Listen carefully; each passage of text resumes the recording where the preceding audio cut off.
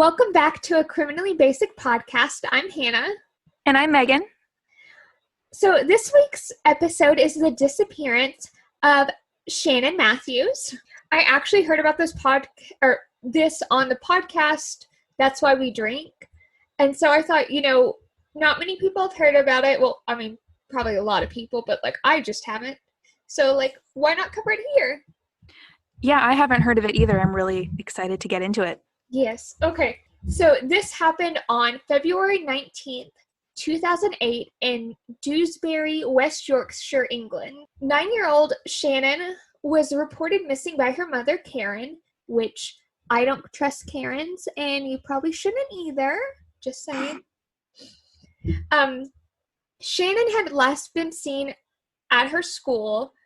I'm sorry. We're going to go back for 1 second. She was reported missing at 6:48 p.m. on that night.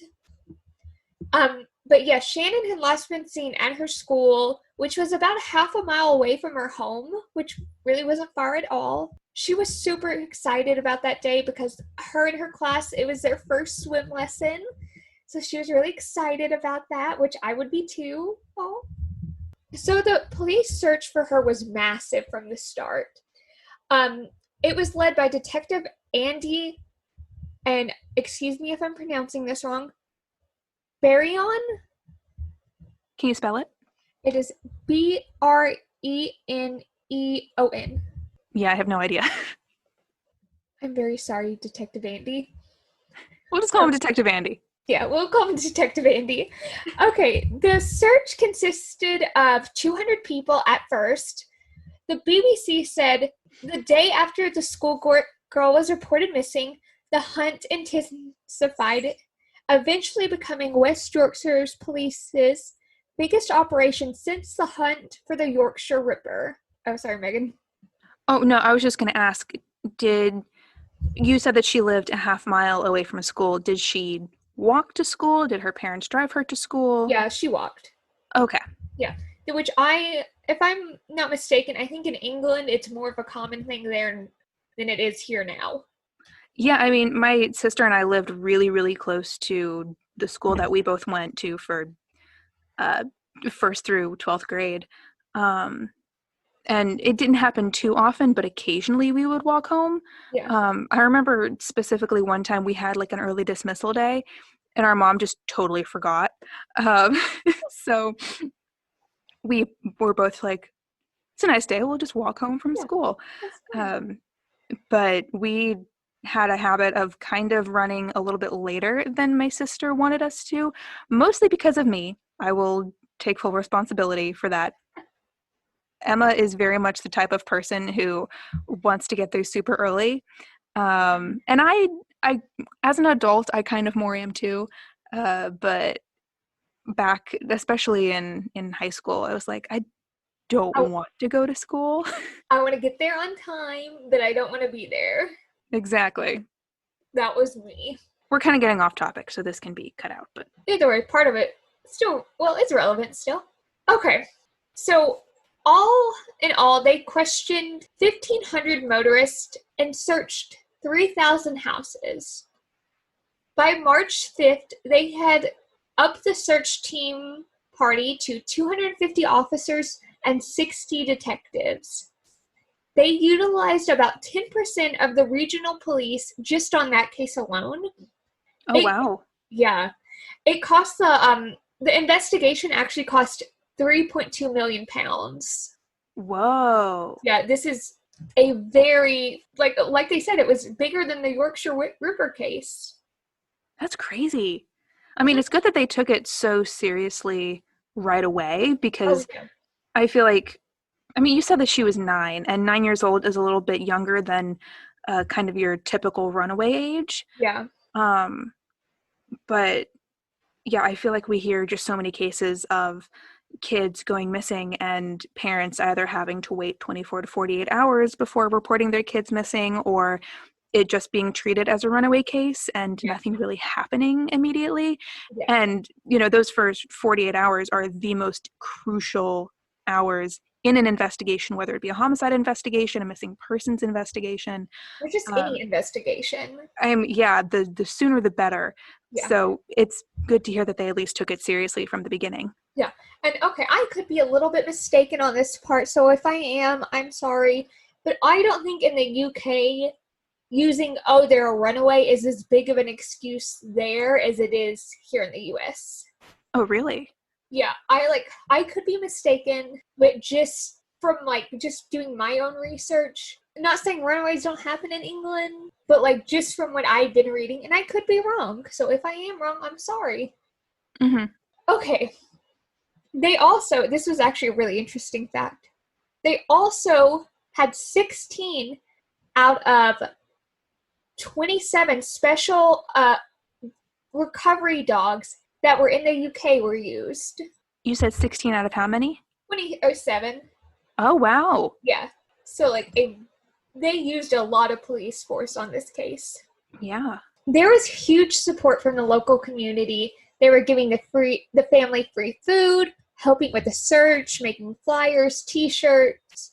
The Sun, the publication in England, reportedly offered a £20,000 reward, which by March 5th, they had upped it to £50,000. There was actually some comparison with this case and the Madeleine McCann case. I was just about to say, this sounds really similar. Yeah. There was actually media and the public kind of compared it a little, but there was also some criticism between the two because they thought Madeleine's case had gotten more attention and coverage, and they said it was because of classism, because Shannon was from a poor family and Madeleine's family was wealthy doctors on an expensive vacation. Mm-hmm. So they kind of said, oh, Shannon wasn't getting as much coverage because, she's poor, her family's poor, blah, blah, blah. Right. And unfortunately, that does kind of tend to happen. If you have, we as a society kind of tend to find the murders or missingness of the upper class to be, I don't want to say more interesting, but it seems to happen less often. Yeah. than middle or lower class and folks. I don't want to compare it to okay, please follow with what I'm saying because this might not make sense. In the sense of Ted Bundy, where he had it all, had everything, why would he do this? It's they're rich, they have money, they have people that can protect them. How could that happen to them? Right. Okay, that makes a lot of sense the way you explain that. Yeah. So it's one of those things, it's bad things shouldn't happen to the rich. I'm not saying that should happen, but that's how I believe. Does that make sense? Yeah, no, I think that makes a lot of sense. You have people who can afford, especially in the Madeleine McCann case, you have people who can afford childcare. You have people who can afford to be spending their vacation in a really good, secure place, whereas someone who doesn't have the type of money that the McCanns had, whereas people like Shannon's family are kind of more just your average, everyday people. Yeah. You know? I don't want to say you could look them over in a crowd and not notice them, but kind of that. Right. People who have immense wealth, we kind of tend to look up at and kind of almost see as other, whether that be in a good way or a bad way. Yeah. But then people like this family, for instance, they're just to the general public a little bit more relatable, I suppose. Yeah, because most people can relate to being poor to middle class, and so after all the criticism and stuff, and people continued searching, 3 weeks had passed, and Karen started to grow frantic because her daughter was still not found. So she kept doing all the stuff someone who unfortunately has to deal with a missing child does. They searched everywhere, they questioned everyone. But throughout this thing, some people did question Karen through the whole investigation. Yeah, who was the last person to see her alive? You said it was the people at her school? Yes. Okay. Did she walk to school with a parent? And did a parent pick her up from school, or did she just come and go on her own? Coming from what I understand, it was, I know she did have older siblings, but it was more her coming and going. Okay. Yeah, which, if it, from the way the articles and stuff looked, it wasn't that far. It was surrounded by houses. It seemed very safe. Oh, so it wasn't like she was walking long stretches. It wasn't like she was walking long stretches with no one who could see her. She was on populated roads, populated areas. Yes. Okay. So it wasn't just like if where I live, you'd be walking and no one would see you. So, and the reason actually the people that started to question Karen were her own best friend Natalie and Detective Constable Christine Freeman. Why were they questioning her? I'm about to get into that. Ooh. Yeah. So Christine was the one assigned to the case, and she first noticed something was wrong when she went to Karen's house right after Shannon went missing. Okay, and this is a quote from the Telegraph, and the quote said, and this is from Freeman herself, she said, "When I got to the house, Karen and her boyfriend, Craig Meehan, were playing on an Xbox. Karen hardly looked up, Christine said. After a few minutes, my phone rang. I had a pop song as my ringtone, and Karen got up and started doing a dance to it. I remember thinking, this is really odd." Okay. I have thoughts. Please tell thoughts. So, anyone who knows me in real life knows that if any music comes on ever, I dance to it. Yes, you do. Hannah, you know this. All of my coworkers know this. My family knows this. I mean, I come from a dance background, so If there is music, Megan is dancing. yes, it doesn't matter where it is. I'm moving somehow. Yes. So in any normal situation, I can understand a fun ringtone coming on and someone, getting up and dancing to it. Yes. I mean, that is very much just a me thing. Yeah, I mean, there are I other would people do it too. Exactly. However, if your child is missing, and you said this was the first time that the detective went over to her house? Yes, like this is right after. Is this like the same day? From what I understand, they didn't really say if it was, but what I'm assuming it's like within the first 24 hours, if that. Okay, so not only are you sitting there playing on an Xbox, Yes. but a detective is over at your home Uh-huh.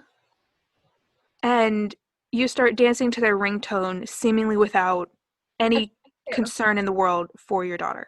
Yes. Okay. No, we this gets a little weirder. Oh no. Yeah. Okay. So some of the things that made Natalie question Karen was, and these are from Natalie's exact words. I can't remember which publication it was from, but I have it in my sources somewhere, so I'll find it in a little bit. Natalie said Karen had come to stay at my house, and when the cameras weren't around, I realized that it was as if she didn't care. She was going back to her normal happy self, and I'm sorry, this was from the Mirror. Natalie also said, something wasn't right. I remember one time Karen wanted to watch the news, and Shannon's picture came on the TV. My oldest daughter said, I can't wait for Shannon to come home.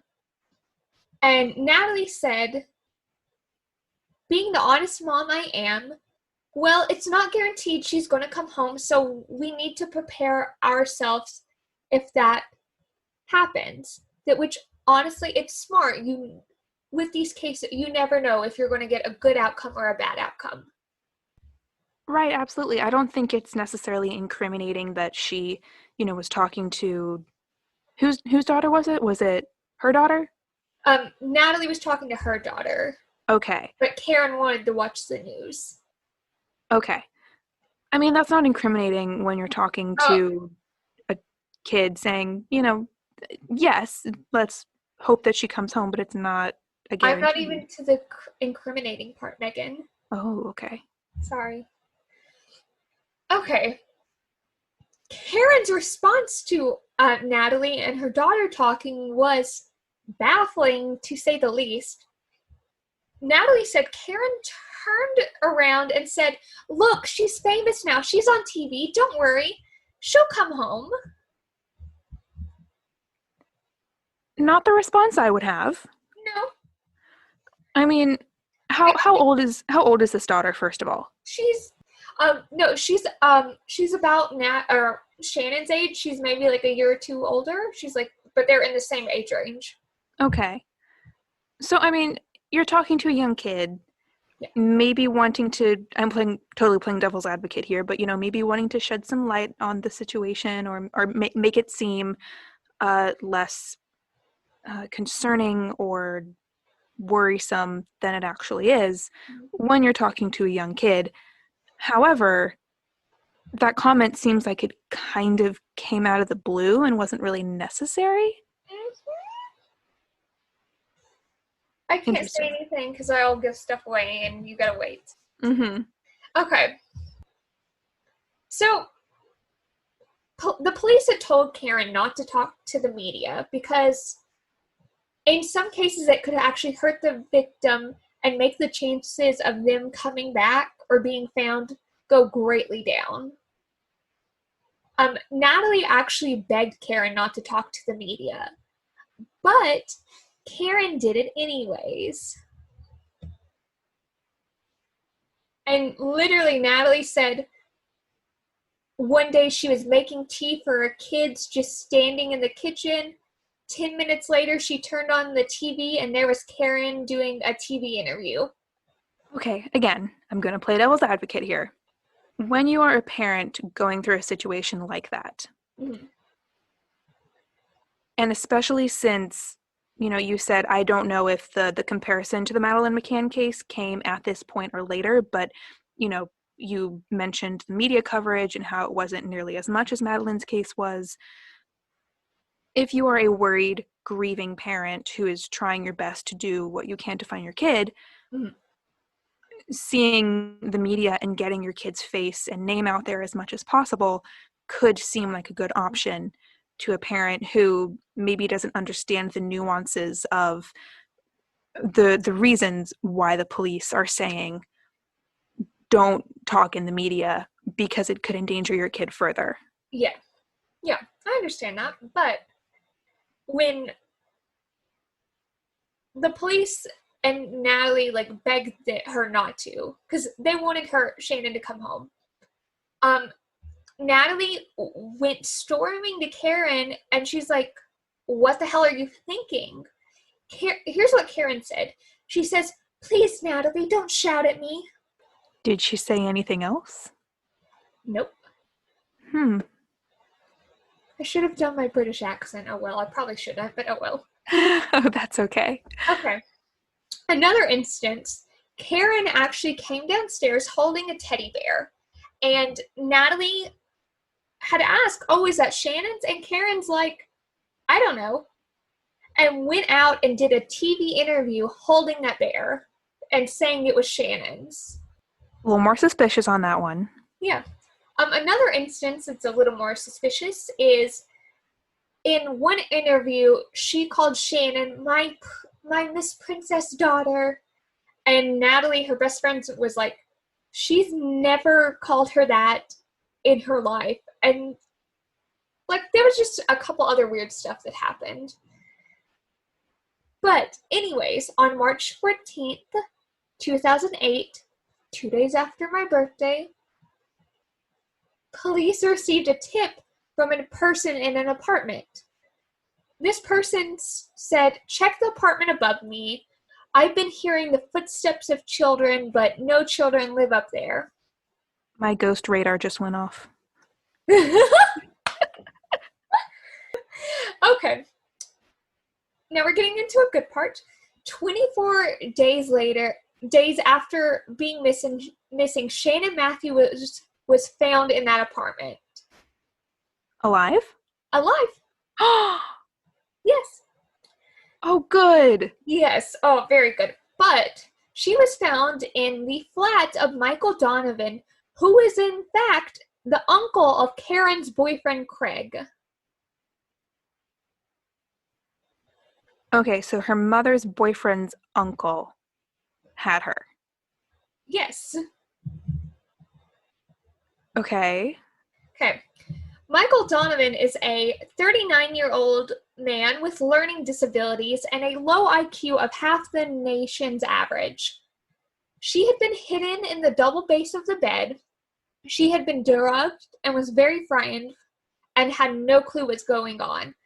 She was tied with an elastic strap, which gave her enough room to go and walk to the bathroom. The strap was coming from the ceiling and had a noose around it at the end. Oh my goodness. Yeah. And okay, it was tied around her waist, too. That's just horrifying. It's horrific. And I wish I could send you the link right now, but it's somewhere in my notes. I'll send it to you later. Mm-hmm. But we'll have the pictures up on our website and stuff, because for you to really make sense of this, you have to see it. It's terrible. So at night, she was given sedatives to keep her quiet. And when they did testing on her, they had found that she had been drugged for up to 2 years before her disappearance. 2 years? 2 years. And what was she drugged with? I'm not even going to try to pronounce the medical term. So, yeah, but it was a form of sleeping pill she was drugged with. And it wasn't doctor prescribed? No. Oh my goodness. Like, literally, if a little kid is having trouble sleeping, the most you should give them is melatonin. Yeah, unless your doctor has specifically told you otherwise. Yes. A kid that young doesn't need sleeping pills. Yeah. Like, oh my goodness. Yeah. So, they arrested Michael Donovan. Good. Yes, and they charged him with kidnapping and false imprisonment. Good, as they should. Yeah. When they were interrogating him, he yelled, "Get Karen down here. We were planning to split the money." What? Yeah. And that's when they went and arrested Karen. Wait, they just kidnapped her for money? I'm getting into that. But yes, Karen was arrested on April 8th, 2008. Karen was charged with child neglect and preventing the course of justice. Here were some of the rules they made poor little Shannon follow. And okay, some of these, it's going to sound like not proper English at all, but I wrote these down word for word. So the rules go, you must not make any noise or bang you feet. You must not go near windows. You must not get anything or do anything without me being there. Keep your TV volume low, only up to 8 or lower. You can play Super Mario games, and you can play some DVDs, and you can play the CD music. IPU. IPU was something supposedly Karen used to say to Shannon and the other kids, and it meant I promise you. And not in like a loving, tender way. It was like a threatening tone. And these were rules while she was in captivity? Yep. Okay.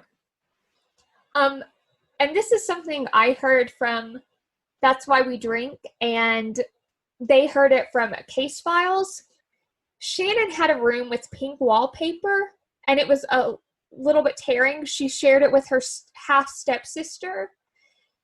And on one of the ripped pieces of paper, it said, "I just want to live with my dad. I just want to live with my dad." And that's so sad. Yeah, where was their dad in all of this? I'm not really sure. It didn't really say, so I'm not gonna comment. Okay.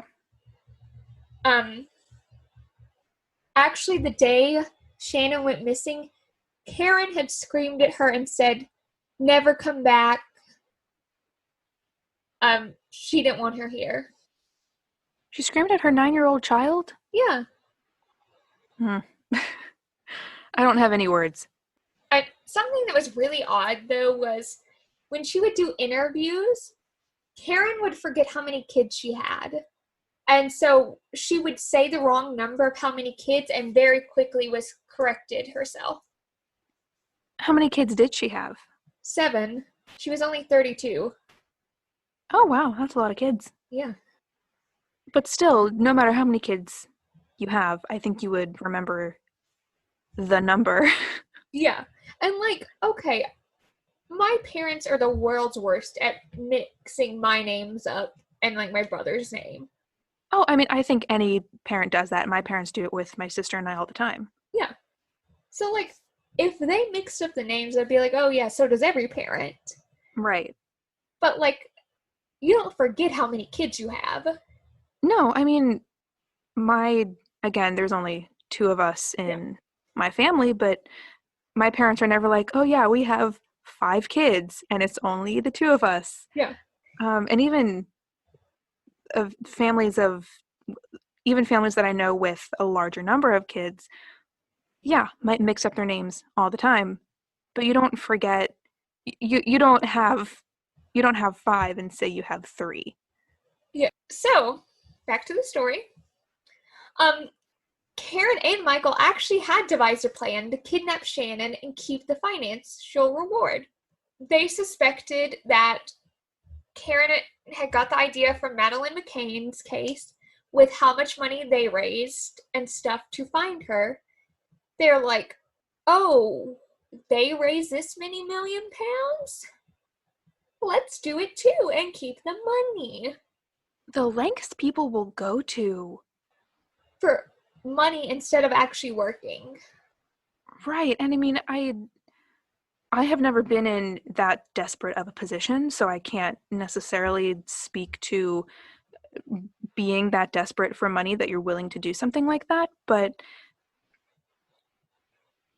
no, I don't think any good parent would ever sacrifice the well-being of their child in order to make some money. Yeah, okay. The thing is, I've known people who have been in not the best financial situations. Right. But they don't devise a plan to fake kidnap their kids for money. No. They like either try to work or get on programs that are there to assist you for help, not fake kidnap your kid. Right. And again, I don't know exactly what kind of financial straits these people were in, but I don't care how desperate you are. Kidnapping your own child and keeping them drugged for almost a month, you said? Oh no, she was drugged for 2 years. I mean like the actual kidnapping. Oh yeah, about a month-ish. Yeah. I don't care how desperate you are. That there's no excuse for that. No, none at all. Okay, let's get into what their plan was. So, it is thought that Karen and Michael were going to kidnap Shannon and release her after a while, and Michael was going to discover her at a local market and take her to the police and claim the money. And during the investigation of where Shannon was, Karen called 999, the British version of 911, as a part of the act to make it look like it. Also, besides getting inspiration from the Madeleine McCann case, they also got ideas from the TV show Shameless, the UK version, not the US. And also, this is something, they It is believed that she had thought up this plan and been working on it for 5 years. Since her kid was 4? Yes. Well, not Shannon specifically. But just one of their kids. Yes. And this is going to sound terrible, but you would think if you had been planning this out for 5 years, you would come up with a better plan. Yeah, to be clear, we don't condone this. Oh, no, not at all.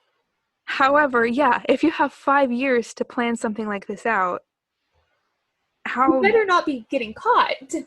Yeah, I was about to say, I mean no disrespect to this family, but I totally mean disrespect to this family when I say, how dumb do you have to be in order to think that a plan like this will work?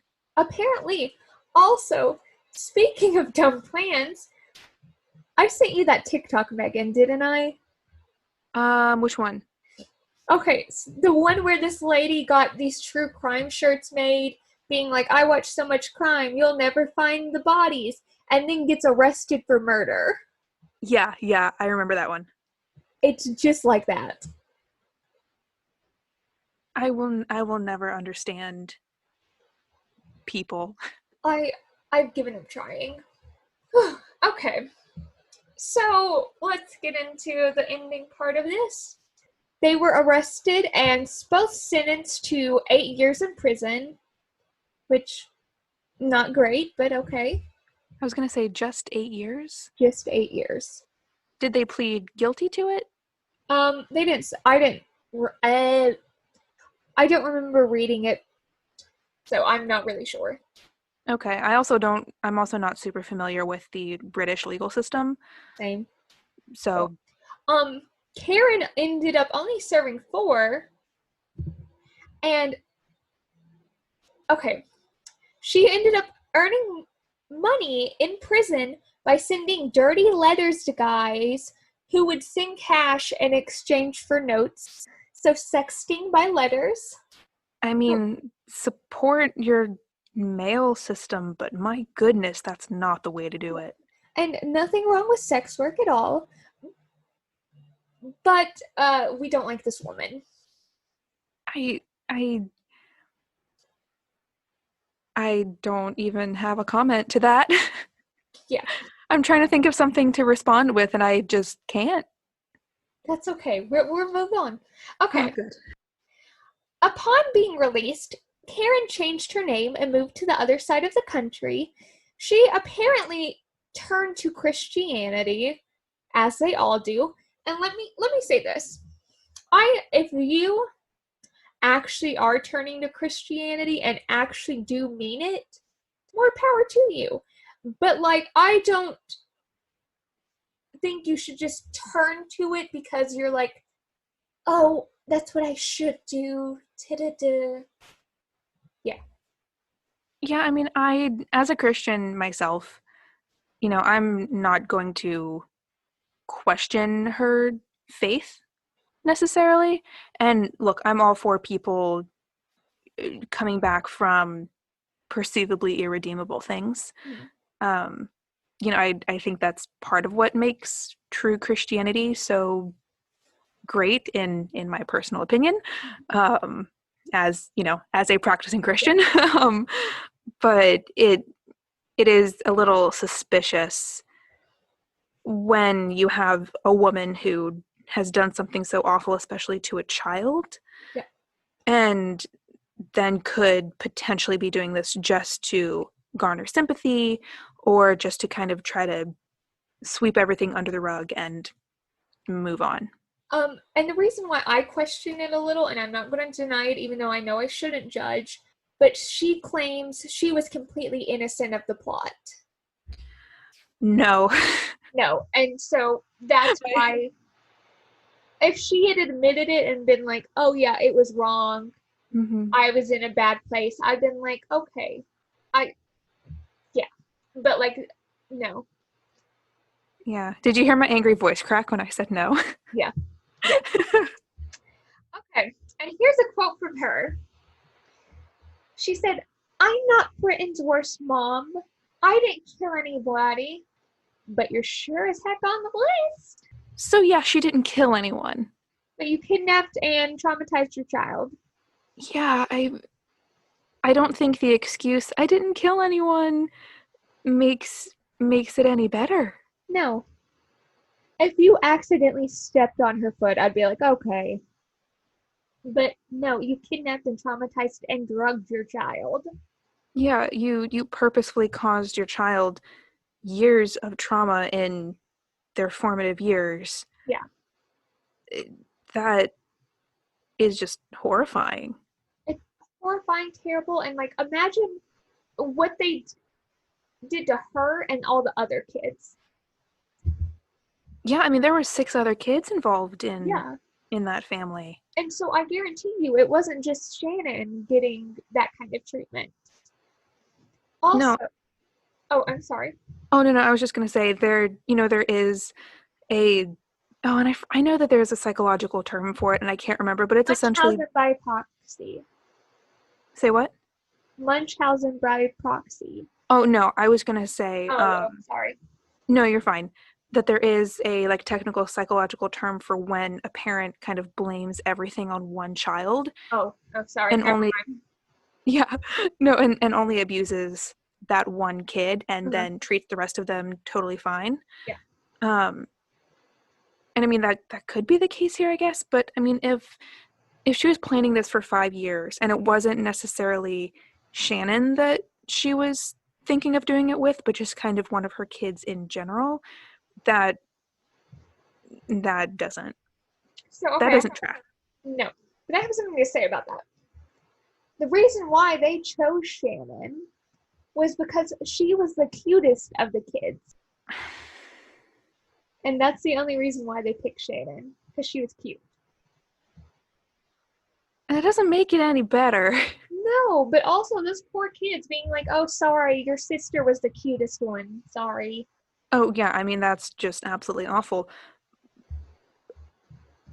I I mean if I'm trying to think of the best way to word this without sounding awful because their whole motive in this was to get money. Mm-hmm. And if they're basing this off the Madeline McCann case, Madeline McCann was a super cute little kid. Yep. And part of the reason why her case got so much international attention was because she was just this cute, innocent little kid. Mm-hmm. So, in a very twisted way that I absolutely do not agree with at all, that does make sense. It, yes, it does make sense.